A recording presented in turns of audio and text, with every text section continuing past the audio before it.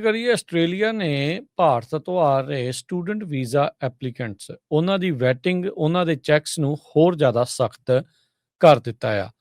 ਭਾਰਤ ਨੂੰ high risk category ਵਾਲੀ ਮੁਲਕ ਦੀ ਸੂਚੀ ਦੇ ਵਿੱਚ ਪਾ ਦਿੱਤਾ ਗਿਆ ਆ। ਇਸ ਸੂਚੀ ਦੇ ਵਿੱਚ ਨੇਪਾਲ, ਬੰਗਲਾਦੇਸ਼ ਤੇ ਭੂਟਾਨ ਪਹਿਲਾਂ ਸ਼ਾਮਲ ਨੇ।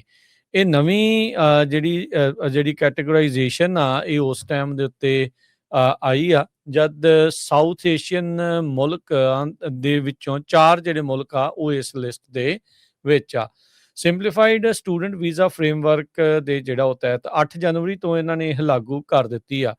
ਜ਼ਿਆਦਾ ਰਿਸਕ ਕਿਉਂ ਆ? ਕਿਉਂਕਿ ਆਸਟ੍ਰੇਲੀਆ ਨੂੰ ਵੀ ਹੁਣ ਇਹ ਸ਼ੱਕ ਜਾਂ ਉਸ ਸ਼ੱਕ ਦੇ ਵਿੱਚ ਥੋੜ੍ਹੇ ਜਿਹੇ ਹੋਰ ਸਬੂਤ ਪ੍ਰਾਪਤ ਕਹਿ ਲਓ ਵੀ ਹੋਏ ਨੇ, ਜਿੱਥੋਂ ਇਹ ਪਤਾ ਲੱਗਦਾ ਵੀ ਜਿਹੜੇ ਭਾਰਤੀ ਮੂਲ ਦੇ ਸਟੂਡੈਂਟ ਉੱਥੇ ਆ ਰਹੇ ਨੇ ਉਹ ਨਕਲੀ ਦਸਤਾਵੇਜ਼ ਜਾਂ ਦੂਜੀਆਂ ਘੜੀਆਂ ਹੋਈਆਂ ਆਪਣੇ ਕੋਲੋਂ ਬਣਾਈਏ ਹੋਏ ਜਿਹੜੇ ਚੇਂਜਡ ਜਿਹੜੇ ਸਰਟੀਫਿਕੇਟ ਕਹਿ ਲਓ ਜਾਂ ਉਹ ਸਾਰਾ ਕੁਛ ਯੂਜ਼ ਕਰਦੇ ਆ ਰਹੇ ਨੇ। ਕਹਿੰਦੇ ਵੀ ਇਮਰਜਿੰਗ ਇੰਟੀਗ੍ਰਿਟੀ ਰਿਸਕਸ ਇਸ ਦੇ ਵਿੱਚ ਇਹਨਾਂ ਨੂੰ ਦੇਖਿਆ ਜਿਹੜਾ ਹੋ ਗਿਆ ਆ।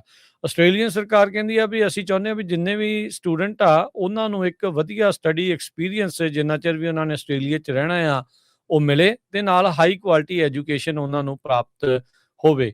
ਆਸਟ੍ਰੇਲੀਆ ਦਾ international education system student visa programme ਦੇ ਵਿੱਚ ਕਹਿੰਦੇ ਵੀ ਅਸੀਂ ਸੈਟਿੰਗਸ ਬਿਲਕੁਲ ਦਰੁਸਤ ਰੱਖਣਾ ਚਾਹੁੰਦੇ ਹਾਂ ਤਾਂ ਜੋ ਜਿਹੜੇ ਅੰਤਰਰਾਸ਼ਟਰੀ ਸਟੂਡੈਂਟ ਉੱਥੇ ਆਉਂਦੇ ਨੇ ਉਹ ਕੌਨਫੀਡੈਂਸ ਦੇ ਨਾਲ, ਦ੍ਰਿੜਤਾ ਦੇ ਨਾਲ ਆਪਣਾ ਸਾਰਾ ਕੁਛ ਆ ਉਹ ਕਰ ਲੈਣ। ਸੋ ਕਹਿੰਦੇ ਵੀ ਇਹ ਰੀਡੇਟਿੰਗ ਦੇ ਨਾਲ ਇੰਡੀਅਨ ਸਟੂਡੈਂਟਸ ਨੂੰ ਅਸਰ ਜਿਹੜਾ ਉਹ ਹੋਵੇਗਾ। ਬਹੁਤ ਸਾਰੇ ਜਿਹੜੇ ਵੀਜ਼ੇਜ਼ ਆ ਉਹਨਾਂ ਨੂੰ ਅਪਰੂਵ ਕਰਨ ਦੇ ਵਿੱਚ ਇਹ ਹੋ ਸਕਦਾ ਵੀ ਵਕਤ ਜ਼ਿਆਦਾ ਲੱਗੇ। ਕਹਿੰਦੇ ਵੀ ਬੈਂਕ ਸਟੇਟਮੈਂਟਸ ਹੁਣ ਮੈਨੂਅਲੀ ਵੈਰੀਫਾਈ ਕੀਤੀਆਂ ਜਾਣਗੀਆਂ। ਇੰਗਲਿਸ਼ ਲੈਂਗੁਏਜ ਐਵੀਡੈਂਸ ਜਿਹੜਾ ਉਹ ਉਸ ਤੋਂ ਇਲਾਵਾ ਜਿਹੜਾ ਉਹਨਾਂ ਨੇ ਸਰਟੀਫਿਕੇਟ ਲਿਆ ਹੁੰਦਾ ਆ ਉਸ ਤੋਂ ਵੱਧ ਵੀ ਮੰਗ ਕੀਤੀ ਜਾ ਸਕਦੀ ਆ।